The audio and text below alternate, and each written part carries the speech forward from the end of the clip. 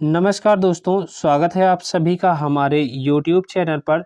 दोस्तों, आज की इस वीडियो में मैं आपको automobile maintenance servicing and repair में बताऊंगा कि जो गाड़ियों के इंजन होते हैं उनके इंजन में कौन कौन सी प्रकार की जो प्रॉब्लम है वो आ सकती हैं। उन प्रॉब्लम से आप कैसे बच सकते हैं, उनका उपाय क्या होने वाला है। आज के इस वीडियो में मैं आपको इसी टॉपिक पे सारी चीज़ें बहुत ही बेसिक लेवल से एक्सप्लेन करूंगा, क्योंकि ऑटोमोबाइल मेंटेनेंस का ये ऐसा टॉपिक है जो आपके कई बार सेमेस्टर एग्जाम में पूछा जा चुका है। तो वीडियो को अंत तक ज़रूर देखिएगा।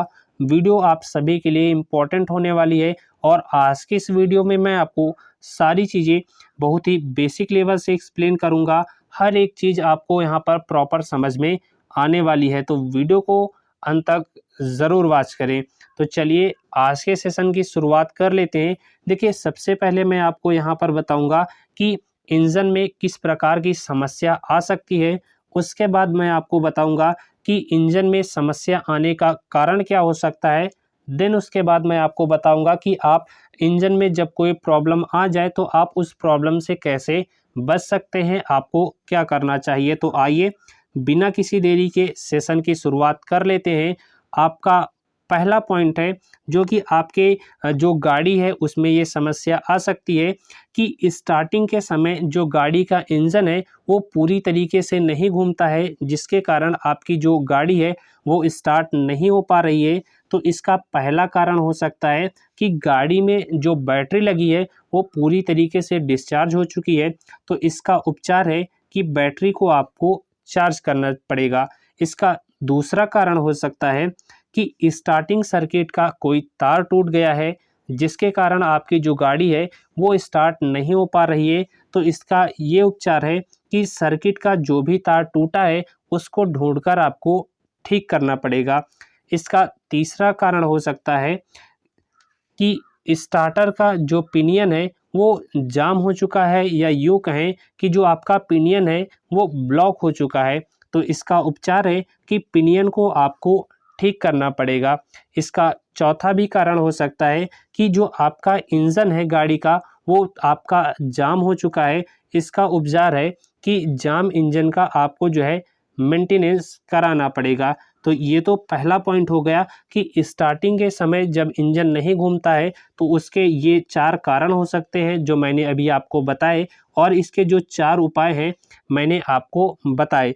चलिए सेकंड पॉइंट पे चलते हैं। सेकंड पॉइंट पे आता है कि इंजन जो है वो धीरे धीरे तो घूमता है, लेकिन जो आपकी गाड़ी है वो स्टार्ट नहीं हो पाती है। तो इसका पहला कारण हो सकता है बैटरी डिस्चार्ज है।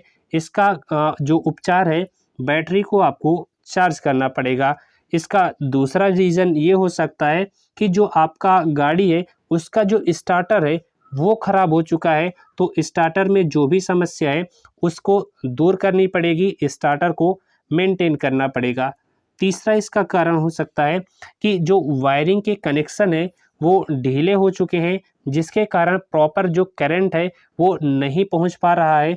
या फिर हो सकता है कि जो वायरिंग है उसमें धूल वगैरह जा चुकी है, जिसके कारण उसमें करंट नहीं जा पा रहा है। तो सबसे पहले इसका उपचार क्या हो सकता है कि वायरिंग को चेक करना चाहिए कि कहीं उसमें धूल वगैरह न चली गई हो, या फिर जो सर्किट है उसका कोई तार ढीला ना रह गया हो। तो ये तो पॉइंट हो गई, बात हो गई कि धीरे धीरे इंजन घूम रहा है परंतु स्टार्ट नहीं हो रहा है। तो इसके ये 2 कारण हो सकते हैं और इसके 2 उपाय भी मैंने आपको बता दिए।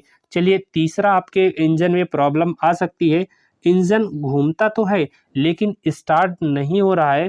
तो इसका पहला कारण हो सकता है कि जो आपके इंजन की इग्निशन प्रणाली है उसमें ही कोई समस्या है। इसका उपचार है कि इग्निशन सर्किट को आपको सबसे पहले चेक करना पड़ेगा। यदि उसमें कोई प्रॉब्लम है तो उस प्रॉब्लम को आपको सॉल्व करना पड़ेगा, यानी कि आपको उसका मेंटेनेंस कराना पड़ेगा। इसका दूसरा कारण हो सकता है, इसका देखिए दूसरा कारण ये हो सकता है कि जो फ्यूल की जो पूरी प्रणाली है, जहाँ से आपकी टंकी से जो आपका फ्यूल इंजन में जाता है वो पूरा जो सिस्टम है ब्लॉक हो चुका है, या फिर यूँ कहें कि वो चोक हो चुका है। तो इसका उपचार है कि फ्यूल सप्लाई प्रणाली में जो भी दोष है उसको दूर करना चाहिए।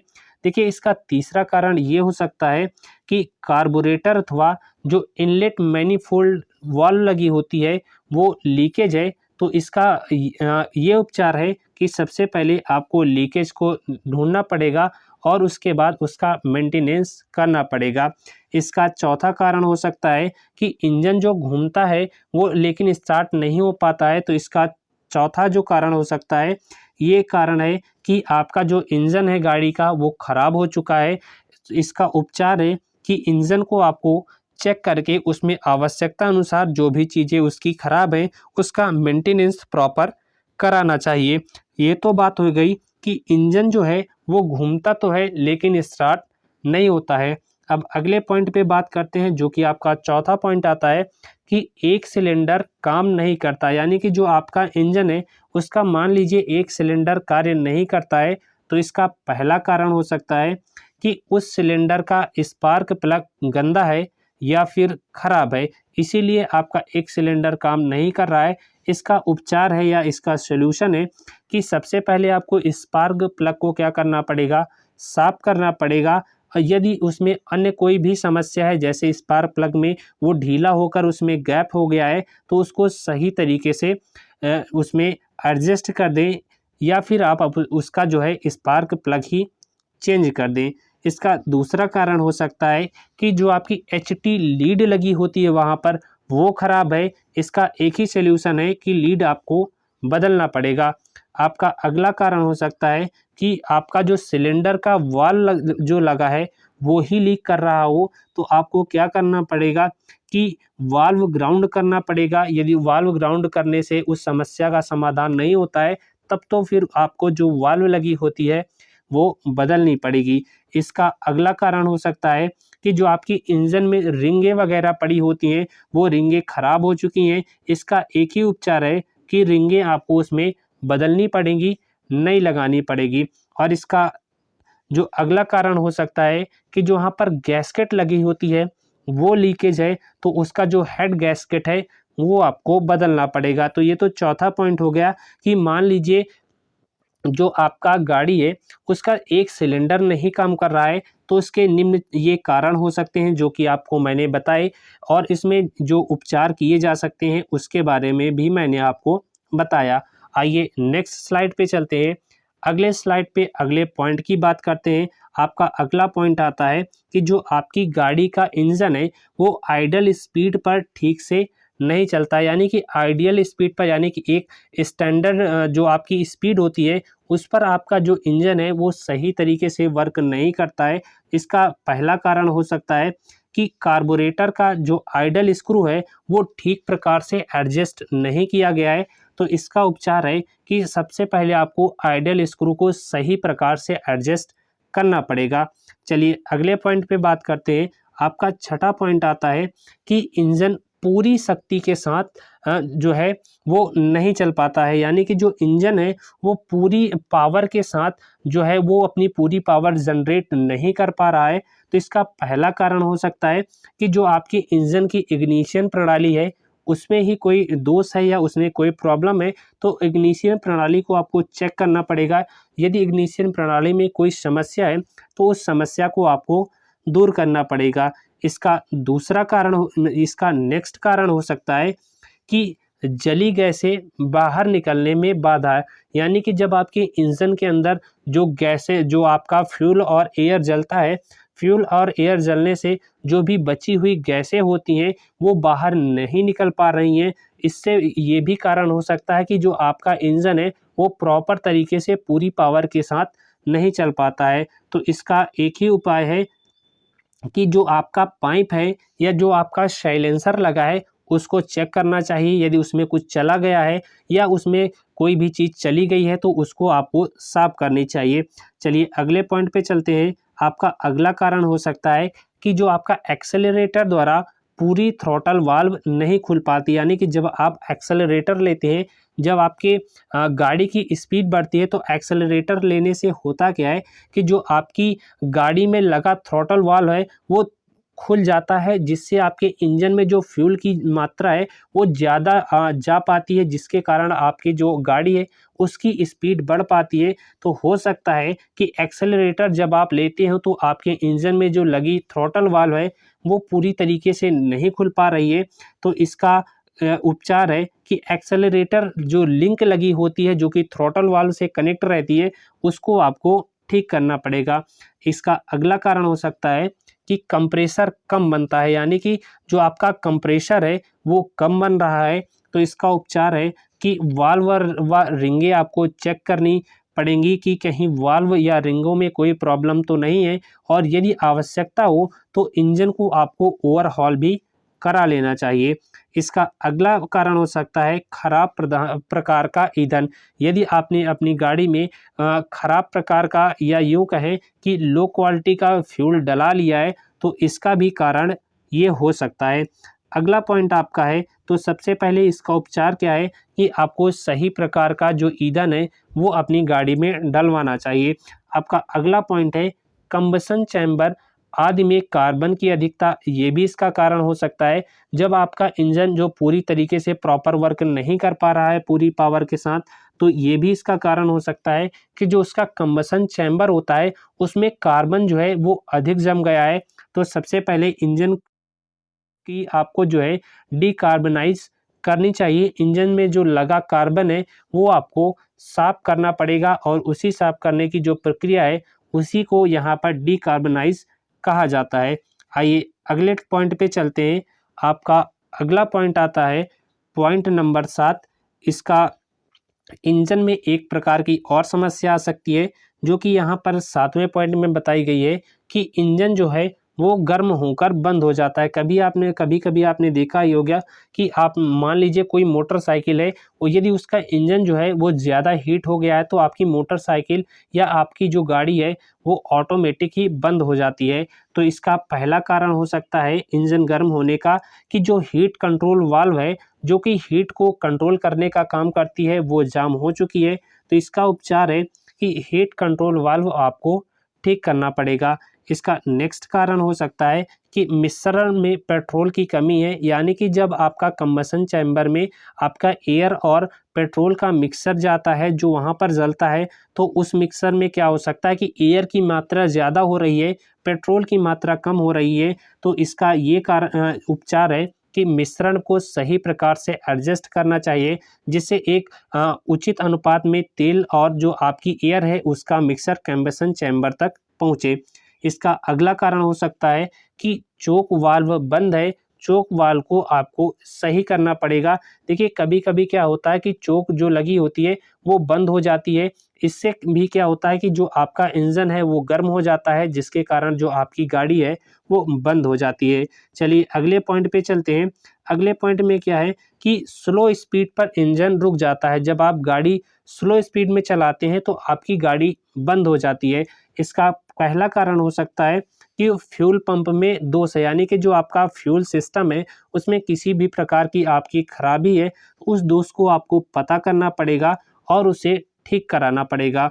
इसका दूसरा कारण है कि इंजन गर्म हो जाता है, इसीलिए जो आपका गाड़ी है वो स्लो स्पीड पर बंद हो जाती है। तो इसका उपचार है कि इंजन के गर्म होने का कारण आपको पता करना पड़ेगा, जैसा कि मैंने अभी आपको बताया, और उसके बाद उसका जो भी समस्या है उसका उपचार करना चाहिए। आपका अगला पॉइंट हो सकता है कि स्लो रनिंग जेट बंद है, यानी कि जो आपकी गाड़ी में स्लो रनिंग जेट लगी होती है वो बंद रह गई है। तो आपको स्लो जो जेट लगी होती है उसको साफ करना पड़ेगा, ठीक है। आपका अगला पॉइंट हो सकता है कि फ्लोट लेवल अधिक है, यानी कि जो आपकी टंकी है उसमें एक फ्लोट लेवल होता है, वो फ्लोट लेवल आपको बढ़ गया है। तो उसका उपचार है कि फ्लोट लेवल को आपको एडजस्ट करना पड़ेगा। चलिए 9वें पॉइंट पे चलते हैं। आपका 9वां पॉइंट आता है कि हाई स्पीड पर इंजन रुक जाता है, यानी कि जब आप अपनी गाड़ी की स्पीड बढ़ाते हैं तो आपका इंजन रुक जाता है, फिर स्टार्ट होता है, फिर रुक जाता है। तो इसका पहला कारण हो सकता है कि इंजन जो है वो अधिक गर्म हो गया है, ठीक है। तो इसका कारण, इसका जो उपचार क्या है कि आपको इंजन को गर्म होने का कारण ढूंढना पड़ेगा। इसका अगला कारण हो सकता है कि कार्बोरेटिंग का जो आपका कार्बोरेटर होता है उसमें कंपनसेटिंग जेट खराब हो गया है, और उसमें क्या है कि उस स्थिति में आपको कार्बोरेटर किट बदलनी पड़ेगी, यानी कि आपको जो कार्बोरेटर की किट लगी होती है उसको चेंज कराना पड़ेगा। आपका अगला कारण हो सकता है कि जो आपकी इंजन की जो एयर है वो लॉक हो चुकी है, एयर जो लॉक है उसको निकालनी चाहिए। अच्छा, आइए अगले पॉइंट पे चलते हैं। आपका अगला पॉइंट आता है कि इंजन जो है वो अधिक ही गर्म हो जा रहा है। तो इसमें जैसा कि मैंने अभी आपको पहले बताया था कि कूलिंग सिस्टम में कोई प्रॉब्लम हो सकती है, इसके कारण को खोजना चाहिए और उसकी समस्या दूर करनी चाहिए। इसका अगला कारण हो सकता है कि इग्निशन टाइमिंग में दोषपूर्ण है, यानी कि जब आपका पेट्रोल और जो आपका एयर का मिक्सचर आता है उस समय जो वो दोनों चीज़ें जलती हैं उसके टाइमिंग में हो सकता है कोई समस्या हो, तो इग्निशन टाइमिंग को आपको सही प्रकार से सेट करना पड़ेगा। इसका अगला कारण हो सकता है कि इंजन ऑयल की कमी, यानी कि इंजन में जो ऑयल है, जो आपका फ्यूल है वो प्रॉपर उचित अनुपात में, उचित रेशियो में नहीं पहुंच पा रहा है।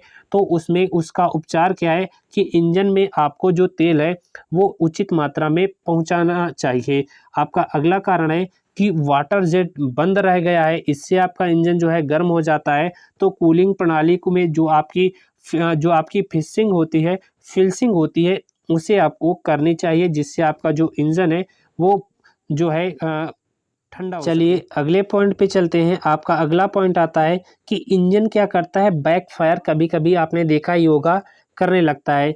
तो इसका पहला कारण हो सकता है कि इग्निशन टाइमिंग में जो है वो दोषपूर्ण है, इग्निशन टाइमिंग को आपको सेट करना पड़ेगा। दूसरा कारण हो सकता है कि गलत स्पार्क प्लग का प्रयोग, यानी कि जिस तरह का स्पार्क प्लग वहाँ पर लगाना चाहिए था, आपने वहाँ पर उस प्रकार का स्पार्क प्लग नहीं लगाया है, तो ये भी इसका कारण हो सकता है कि इंजन बैकफायर करता है। इसका उपचार है कि सही स्पार्क प्लग का प्रयोग आपको करना चाहिए। इसका अगला कारण हो सकता है कि मिश्रण में अनुपात ठीक नहीं, यानी कि जो आपका एयर और जो आपका फ्यूल है उसका प्रॉपर जो रेशियो है, जो अनुपात है वो नहीं पहुँच पा रहा है। इसके कारण भी आपका इंजन जो है वो बैकफायर करने लगता है। तो इसका उपचार है सही मिश्रण आपको एयर और जो आपका फ्यूल है वो एडजस्ट करना पड़ेगा।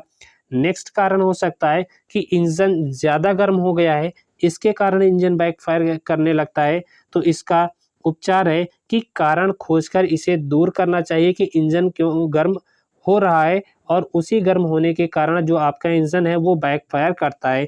इसका अगला पॉइंट हो गया कि कार्बन में अधिकता आ गई है, यानी कि जो इंजन है वहाँ पर कार्बन ज़्यादा जम गया है, तो उस कार्बन को आपको निकालना पड़ेगा, जिसे डिकार्बोनाइज्ड कहते हैं।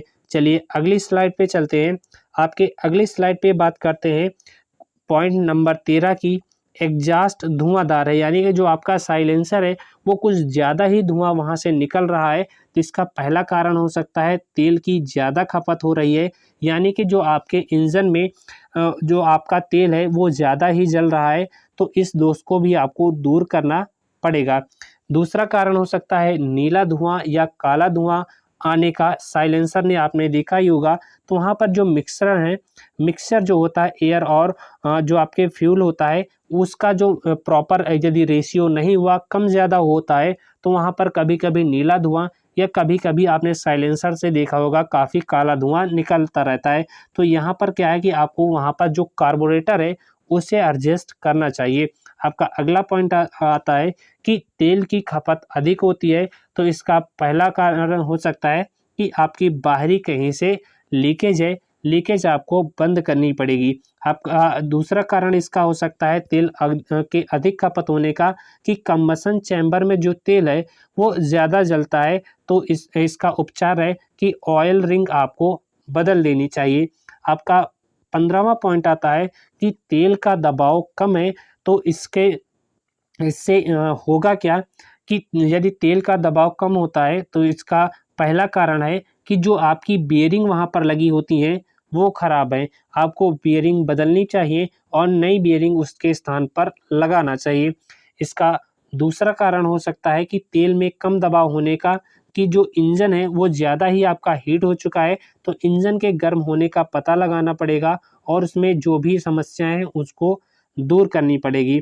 इसका सही कारण तीसरा पॉइंट हो सकता है कि तेल पतला है, यानी कि जो आपने फ्यूल वगैरह डाला है वो उसका जो है वो तेल पतला है, तो आपको वहाँ पर सही ग्रेड का तेल डालना पड़ेगा। इससे भी क्या होता है कि तेल पर दबाव कम बनता है।